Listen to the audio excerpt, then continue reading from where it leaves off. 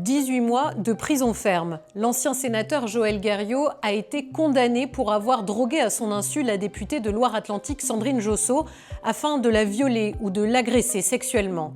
Ironie du sort, cette infraction inscrite dans la loi de 2018 avait été votée par Joël Guerriau lui-même. Quelque part, c'est un immense soulagement pour moi-même ce soir et puis aussi pour la cause. Ce combat, c'est celui contre la soumission chimique, dont elle est devenue l'une des porte-paroles. La soumission chimique, c'est administrer à une personne à son insu une substance de nature à contrôler ses actes ou à altérer son discernement afin de commettre un viol ou une agression sexuelle. À ce jour, environ 1200 victimes ont été comptabilisées par le Centre de référence des agressions facilitées par les substances, créé en 2024. C'est très compliqué d'estimer le nombre de victimes pour la simple raison que la plupart d'entre elles ne déposent pas plainte et quand bien même elles auraient déposé plainte, combien d'entre elles vont être en mesure de venir dans les délais pour réaliser les prélèvements de sang et d'urine et combien d'entre elles vont effectivement avoir des expertises sur le plan toxicologique à la demande du magistrat. Ces substances disparaissent très vite de l'organisme et sont rapidement indétectables. Revenons-en à Sandrine Josso. Pendant plus d'1 an, la députée a mené une mission parlementaire à ce sujet.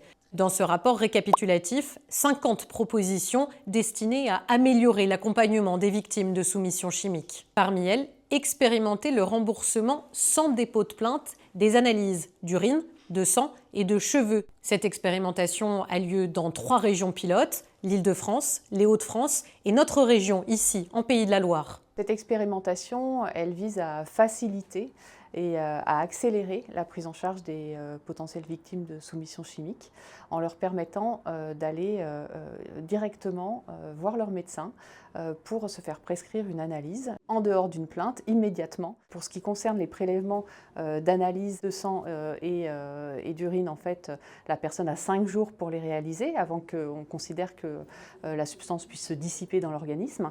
Et pour les prélèvements de cheveux, qui est une autre modalité qui est prévue dans le cadre de l'expérimentation, on a 6 mois pour réaliser le prélèvement. Le médecin prescrit alors des analyses nommées protocole SC. À l'intérieur, il y a un formulaire de consentement, une feuille de liaison, une note d'information et enfin cette fameuse ordonnance avec laquelle la victime va pouvoir se rendre dans un laboratoire. Celui-ci va ensuite devoir fournir les analyses aux quelques laboratoires français homologués, habilités à détecter et à analyser ces drogues, ces substances présentes dans le corps. Comme on n'a que 40 laboratoires en France spécialisés donc en soumission chimique, il faut absolument envoyer les prélèvements dans les bons laboratoires. Donc il faut aussi que tous les médecins traitants de France, les infirmières soient formées, celles qui le désirent, pour qu'il y ait des bons réflexes et qu'on envoie les analyses aux bons endroits. Ici, en Pays de la Loire, seul le CHU de Nantes est habilité à le faire en ce moment dans le cadre de cette expérimentation.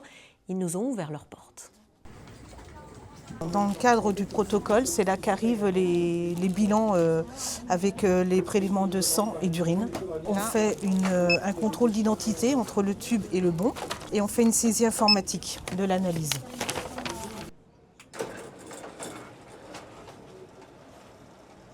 Alors on a différents appareils dans cette pièce. On a cet appareil-là sur lequel on va faire le dosage des produits stupéfiants. Et on a cet appareil-là qui va nous permettre de faire ce qu'on appelle le criblage toxicologique, c'est-à-dire l'identification. On a le PC qui pilote. Et donc en fait après on fait une liste de travail. On met notre échantillon sur une position. Cette machine-là, on trouve donc toutes les drogues, les médicaments aussi, parce qu'il n'y a pas que les drogues, il peut y avoir aussi des médicaments. Et puis il y a aussi maintenant des nouveaux produits de synthèse, où là, justement, la toxicologie, ça évolue beaucoup. Toutes les nouvelles drogues qui arrivent sur le marché, sur Internet et tout. Donc en fait, les biologistes souvent sont en contact avec d'autres laboratoires pour échanger en fait les données. Et puis étendre un peu notre bibliothèque, parce qu'en fait, dans l'appareil, il y a une bibliothèque avec toutes les drogues. Et donc, dès qu'il y a une nouvelle drogue, il faut absolument qu'on l'incrémente dans la bibliothèque pour que, pour une prochaine fois, ils puissent la trouver. L'avantage pour les patients, c'est la gratuité de ces analyses. C'est des dossiers qui prennent bien 2 semaines, le temps que toutes les analyses soient faites. Là, pour l'expérimentation soumission chimique, le texte de loi nous demande de rendre les résultats dans un délai de 28 jours. Depuis le début de l'expérimentation en Pays de la Loire, le laboratoire du CHU de Nantes a reçu 7 dossiers concernant des victimes potentielles de soumission chimique. En parallèle, Aurore Bergé, la ministre de l'Égalité Femmes-Hommes, et Sandrine Josso ont annoncé une grande campagne de sensibilisation nationale sur la soumission chimique destinée au grand public.